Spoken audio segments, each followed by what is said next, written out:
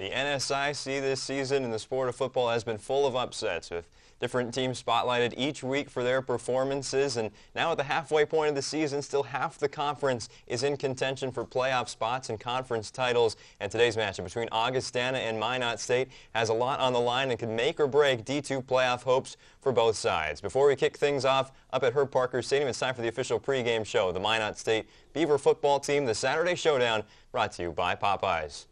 I'm Owen Patterson, the KMSU Hartnett Hall Studios. We're joined later on by Dalton Davis and Gage Easlick, but our first guest today, the head football coach of the Minot State Beavers, Ian Shields. Thank you for joining us again on this Saturday morning. I appreciate it, Owen. Excited to talk Beaver football. Yeah, well, now the two times we've talked on this show, it's been off of losses, but there was a big win right there in the middle against the University of Sioux Falls. I want to start with that one because it was such an entertaining one to see from up in the broadcast booth. The first two drives, not the way you want to start football games, I'd imagine. An interception and a 3-and-out, followed by two Sioux Falls touchdowns. But after going down 13-0, what sparked the comeback, outscoring the Cougars 28-9 to end the game and picking up a massive NSIC win? Yeah, that was a big win. I mean, we're reflecting back in a couple of weeks now. It's a blurry memory, but that was a great day. We started slow, like you mentioned. I thought we just started slow and didn't execute the way we're capable of executing. And then once we kind of settled down and got that out of the way, then we played for 3 quarters. I felt like we really played good football in every phase of the game, So, and then once we went to halftime, we put a couple of long drives together for touchdowns there in the second quarter. Once we went to halftime, I felt like we had the game in a good place. And if we just kept persistent and playing the way we were playing, I thought we had a good chance to finish that thing, which we did. The time of possession was huge in that game. We had the ball for 40 minutes, 60 minutes, so time of possession was huge, and we won the turnover battle that day. And when we've won the turnover battle, we've won, and when we don't, we don't. So that's always one of our keys to victory, and there's always a focus there. And then going to last Saturday on the road at Wayne State in Nebraska. Obviously, your pass defense, one of the best in the conference, the best pass defense in the conference, going up against a very experienced quarterback in Nick Bowen. What did you like from the defensive side despite the 27-21 result? Yeah, we had some struggles defensively, candidly. We just couldn't get them off the field. And part of that, you tip your hat to their quarterback. He's one of the better quarterbacks in the league there at Wayne. Experienced guy, talented guy, and he can beat you with his legs as well as his arm. And so they were 4 for 4 on fourth down conversions in that game, large partly just due to him. And that was really the deciding factor of the game. They were 4 for 4 on fourth down conversions and converted, and we were 3 for 4 on fourth down conversions. And it's a one-score game, and we were a player 2 away from winning that game. Like, we played well. We just, like, it was right there. That's a tough place to play. Everybody struggles at Wayne. But I was proud of our team, the fight we showed and the resolve we showed. And like I said, we easily could have won that one. On the offensive side, you start the game with a 8-minute scoring drive to get things started on the road. That's quite a message to send, especially on the long road trip to Nebraska. Yeah, that was one of our messages following Sioux Falls, that we need to start fast, So we intentionally took the ball, one, just to get the ball out of their offense's hands. They have a pretty dynamic offense, and like I mentioned, their quarterback's a really good player. We wanted to take the ball and get the extra possession in the first half. It was a windy day as well.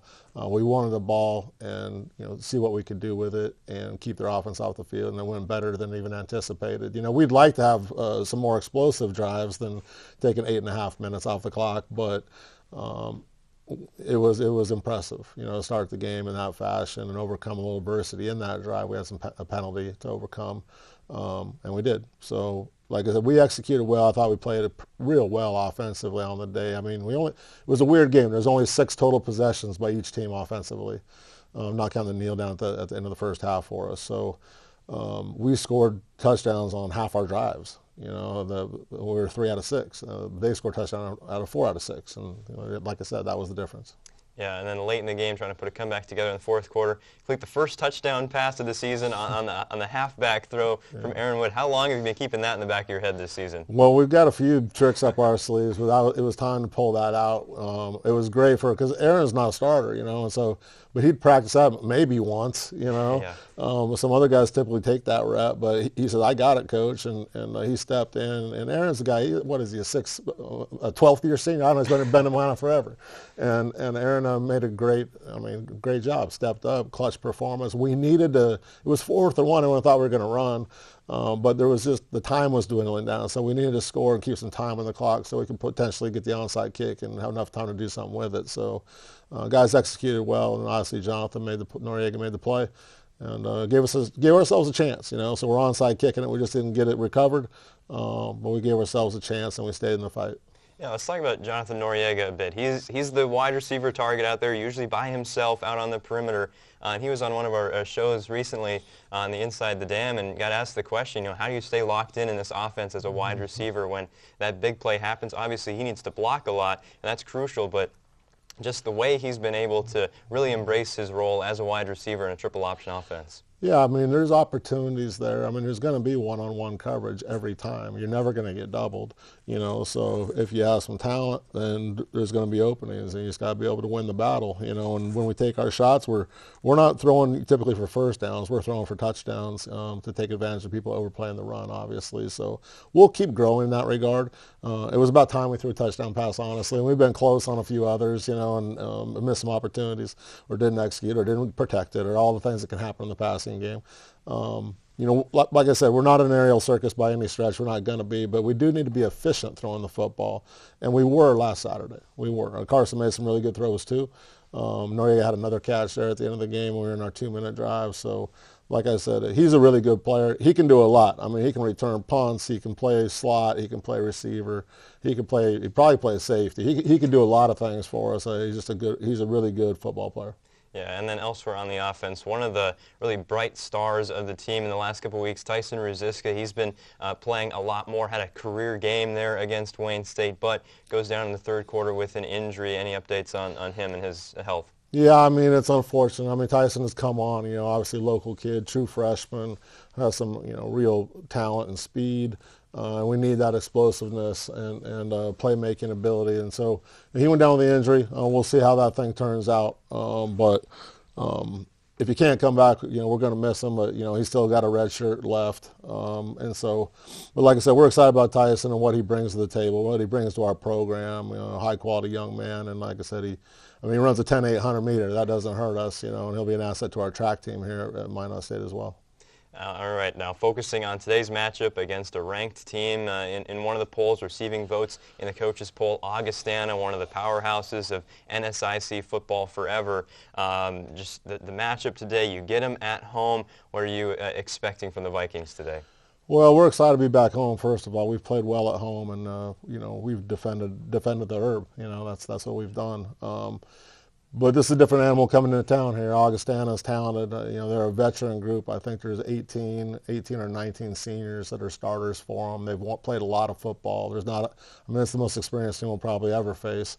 And they're defending conference champions. So, like I said, it's a great opportunity for us, another opportunity for us to validate the progress we've made. You know, we win this one, you know, there's no ceilings. You know, you win this one, there's no ceilings for this group. So it's exciting to have a game this late in the season of this magnitude. You know, it hasn't happened here in a long, long time, you know, and so our players are excited, and our locker room will be excited. I think when Tommy's leather here today at 1 o'clock, we'll be ready to go. I think, of course, it always is the position group that never gets talked about enough. The offensive line has really performed well for your team here over the course of this season, but obviously they've got to take on that veteran and very athletic defensive line for Augustana. What's the expectation for the O-line today?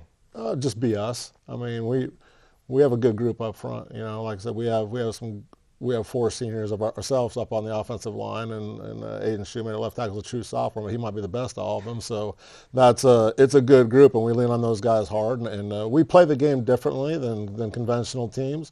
And it's going to feel a little different for our opposition each week. So, like I said, we have a ton of respect for Augustana. They're great. I mean, they held South Dakota State, the FCS national champions, to 21 points this year. So we know we got our hands full against a talented group. But like I said, how we play is different, and we're getting better and better. And that typically happens in the nature of a season with how we play is, you know, we just get enough reps and then you improve as the season goes on. So I expect us to play well today and put on a show. And then, of course, the big thing, you're playing at home, 3-0 at the Herb this season. And our play-by-play broadcaster football, Howard Wade, he always says there's some magic here in Minot this season, the way you're able to pull off wins at the home field. Just, do you believe in it? Is there something in the air this season? Minot State winning at home? There's no question. people drive in here inside the confines of the Magic City, they hit the city limits, then it gets different. We got a home field advantage here. We have a significant home field advantage. We're the toughest road trip for everyone. We're the furthest north. We're the furthest west. It is an advantage for us. And like I said, I think our guys enjoy playing in front of our family and friends here at the Herb. All right. Well, Coach, we again thank you for taking time out of your Saturday morning in preparations for Augustana today, and best of luck this afternoon. Roll Beavs. All right, we'll be back here on the Saturday Showdown after this commercial break presented by Popeyes with a look around the NSIC as well as some hot topics around the sport of football. Stay tuned here on KMSU.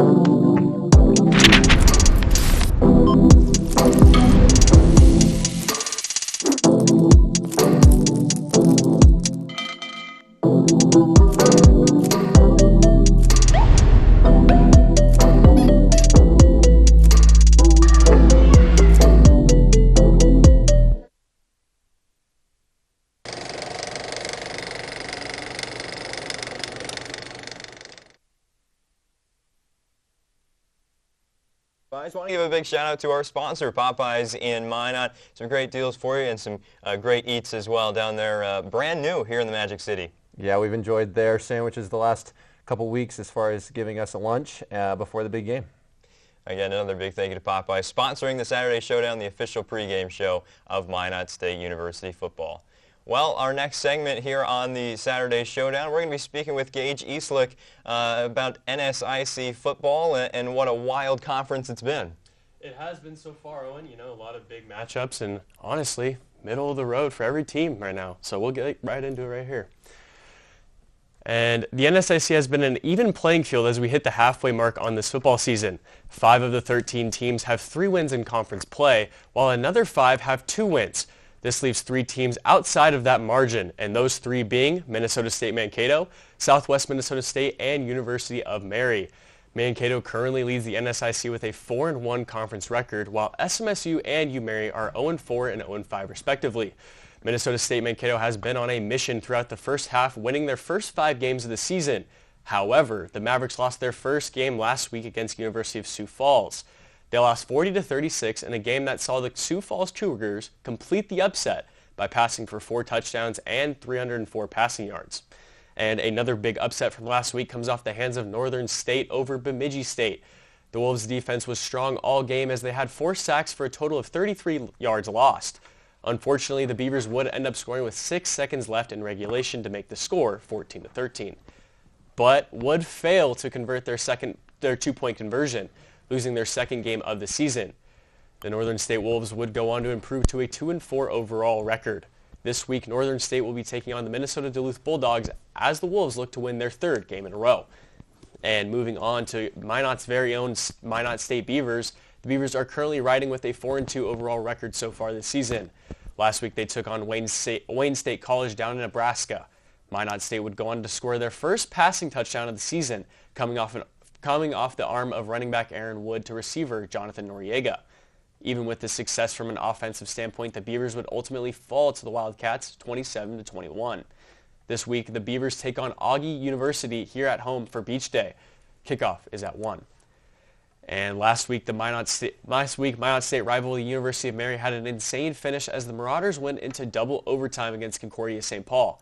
The game was tied at 10 after regulation, as both teams would only be able to kick a field goal in overtime, but nonetheless, the scoring remained tied at 13.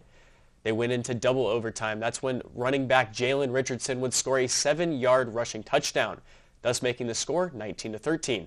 The Golden Bears would fail to convert their 2-point conversion, but it didn't matter as UMary failed to score a touchdown, making the final score 19-13 in favor of Concordia St. Paul. UMary's next game is at Winona State University. Kickoff is at 2 p.m. And Owen, a lot of crazy matchups going into this week as well in the NSIC. So what are some of your favorite picks for this week? Well, I really like what I saw from Northern State against Bemidji last week. Kind of a team that's just now playing up to kind of their expectations this season. They came up to Minot, had a tough loss here against the Beavers, and they just beat Bemidji, who's next up on Minot State's schedule. So there's another one where it's going to have a huge effect on the standings in the Northern Sun in the upcoming weeks. All right. Well, when we return on the Inside the Dam, Saturday Showdown presented by Popeyes, we'll take a look at a few years back in Minot State football, as well as hot topics around the sport. Again, that's on the Saturday Showdown after this commercial break presented by Popeyes. Okay, who did you mention?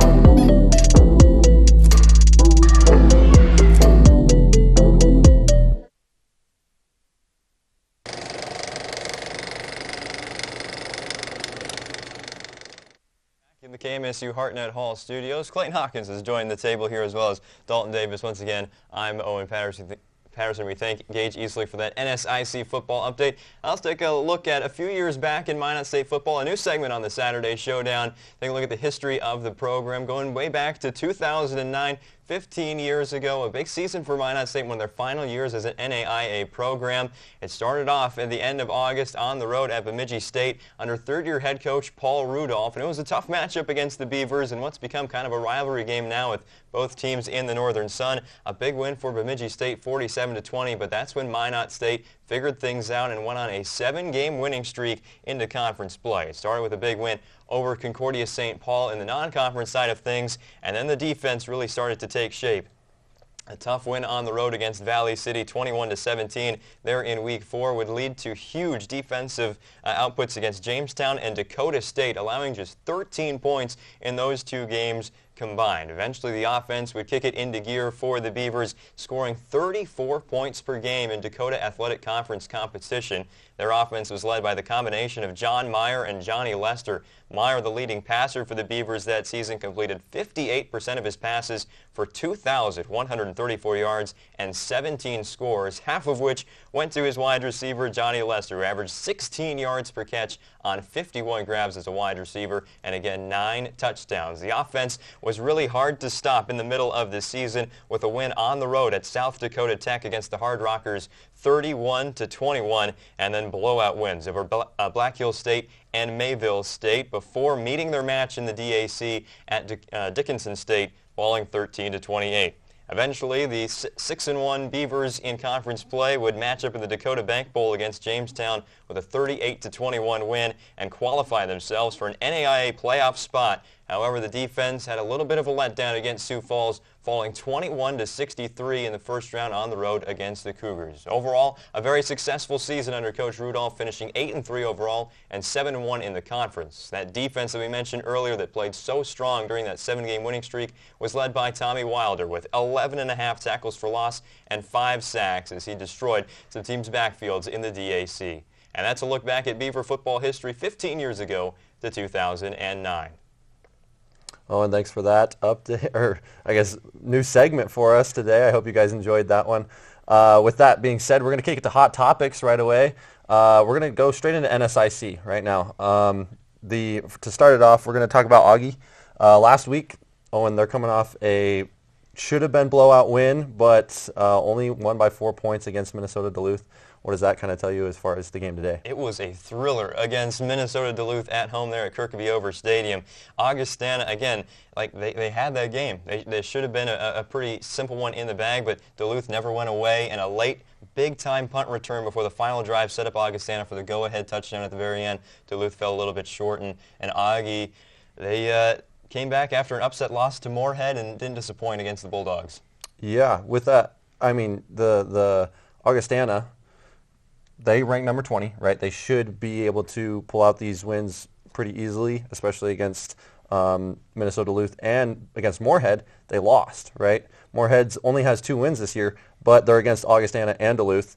They're on upset alert. Moorhead plays Minnesota State Mankato this week. That's a game that I kind of have highlighted as far as could we see some magic between Moorhead this week? Yeah, you look at the rankings and you say, well, they're the top team in the country even, especially Minnesota State. But remember, Minnesota State just lost to Sioux Falls. Nothing in that really matters in the Northern Sun this year. So, I mean, you look at Moorhead, they've been the upset team all year. Their 2 wins in conference play have been Augustana and Minnesota Duluth, games that nobody really had them expected to win. Obviously, that's their passing attack. So, yeah, anything's possible in that matchup of the 2 Minnesota State schools.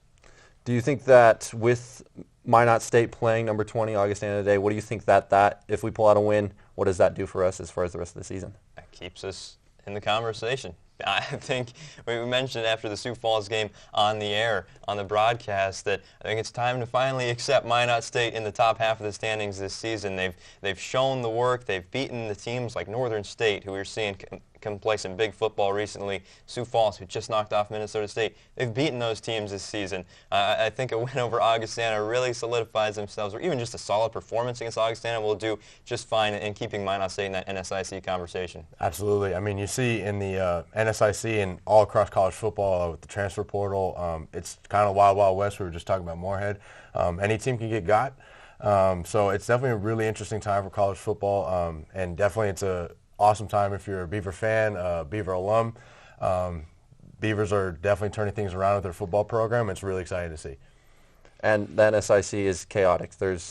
Every week there could be an upset, a team beating any team. I think that's just college football in general this year, as we've seen. With that being said, we're going to kick it over to FCS this week. UND, as far as locally, UND does have a bye this week, but NDSU is playing Southern Illinois. Those 2 games, NDSU should take care of them pretty quickly, you would think. The only game that I can really see that is a highlighted game is a nationally televised game on ESPN2. Number 7 Idaho at Montana State, number 3. Oh, and that game, as far as if Montana's what can come out of that game, as far as Montana State wins, they could move up because next week, number 1 SDSU plays number 2 NDSU. That game, whoever loses that game, Montana State could fill into that spot as far as on top of the rankings.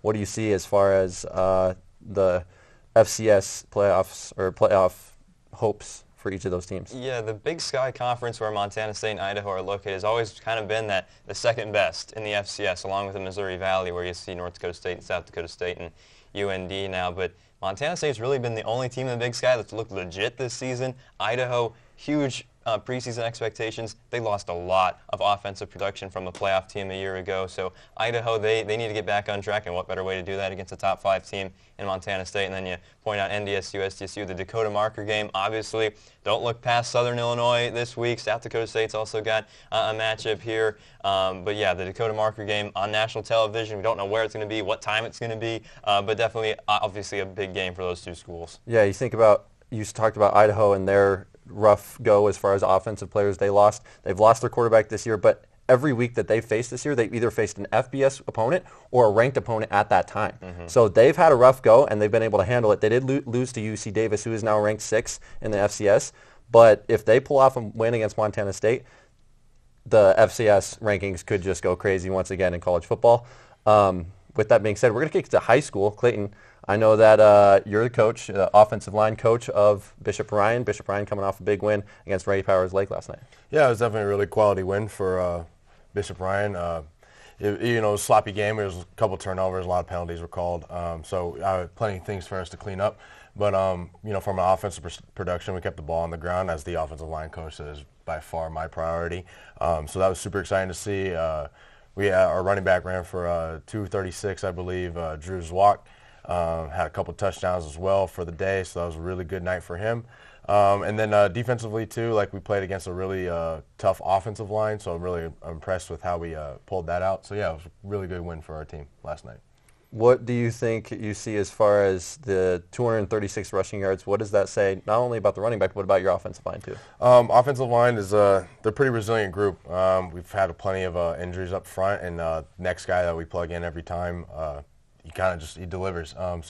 We've had two different right tackles, We've had a couple different guards on the left side especially, and they're all kind of just really mean and really big and strong, and they just want to push people around. And again, that's just a culture that I'm very happy that they have established. So, I think that you're helping establish that culture as well. I hope. With that being said, we're going to go to Dickinson at Minot North. Owen, I know you called that game. Minot North coming off a big win, 34-7. What did you see at that game? A lot of defense. There was rain in the air and 8 total turnovers, 6 of them forced by the Sentinels. And that defensive effort from Minot North really got the job done. A team that establishes the run game so well. They had 8 different ball carriers against Dickinson throughout that whole game. And Minot North, they spread the wealth in the running game, and they run the ball extremely well. And then they used the play-action pass, which scored 2 touchdowns, but obviously it was spearheaded by the defense, forcing 6 turnovers, including a pick 6 by Caden Flavin there in the first half, which really took all the momentum away from Dickinson. Yeah, it's good to see that Minot High, their first season as far as football goes, they're looking pretty successful. And then we went 3-0 as far as the Minot Magic City goes, with Minot High beating Mandan at Minot here last night, 39-21. Those were 2 undefeated teams in the region, and Minot High is now ranked number 2. I guess they were ranked number 2 before that, but they've established themselves as one of the top teams in the region. Yeah, they had some struggles early on with EDC competition from West Fargo Cheyenne and Fargo Davies, but they've looked the part as the reigning state champions this year. And there's another Minot area team that had a big week, South Prairie Max, just a little bit outside city limits, qualified for the 9-man playoffs, first ever region championship in any sport in school history, and their first ever football playoff appearance. They clinched that with a win over Tioga last night. That is awesome to hear. Congratulations to them. With that being said, we're going to kick it to college football, SBS, back to college football. We're going to go FBS. A lot of big matchups today. Number 1, Texas versus number 18, Oklahoma. Quinn Ewers is going to get the start after Arch Manning getting the start the last 2 games. He did his job as far as keeping them in the race. They were ranked number 1, go down to number 2, back to number 1. Arch Manning did a great job as far as getting in there, getting them wins. I know that with the college football the way it is, it's easy to just lose. They didn't face anybody that was really ranked, that was high on their list, but he kept them in it, and right now they're number 1, and Quinn Ewers is going to take the slate today and face number 18, Oklahoma. What do you think about that? It should be a Texas win. I'm not big in Oklahoma this season and their inability to score on offense. They've also had quarterbacks flipping in and out of the Sooner offense, but yeah, Texas, a little bit of a letdown in the first half against Mississippi State, but they're taking care of business. Yeah, number 2, Ohio State's going to go to Oregon and face number 3, Oregon. Oregon is 1-9 all-time versus Ohio State. That should be an interesting game to check out, as well as South Carolina at number 7, Alabama. Alabama is coming off that tough loss against Vandy last week, unranked Vandy 40-35, after beating number 2, Georgia at the time to get them to the number 1 slot. That should be an interesting game to write down, as well as number 9, Ole Miss versus number 13, LSU, and then Kansas State at Colorado. So a lot of college football today and a lot of awesome high school sports last night. That's you guys need to check out today. Make sure you're going to the Herb Parker Stadium at 1 p.m. kickoff, and then afterwards, check out some awesome FCS and FBS college football. With that being said, we're going to give one more shout out to Popeyes. Thank you for sponsoring this show and giving us wonderful food to eat. And if you want to check them out, it's 328th Avenue Southwest, Minot, North Dakota. Check them out, guys. We want to give them a special shout-out. Thank you, Popeyes. This has been the Saturday Showdown. I'm Dalton, joined with Owen Patterson and Clayton Hawkins, as well as Gage Eastlick. We'll see you guys in 2 weeks as the Beavers will look to get another win today. And, we'll see you guys at Herb Parker Stadium, 1 p.m.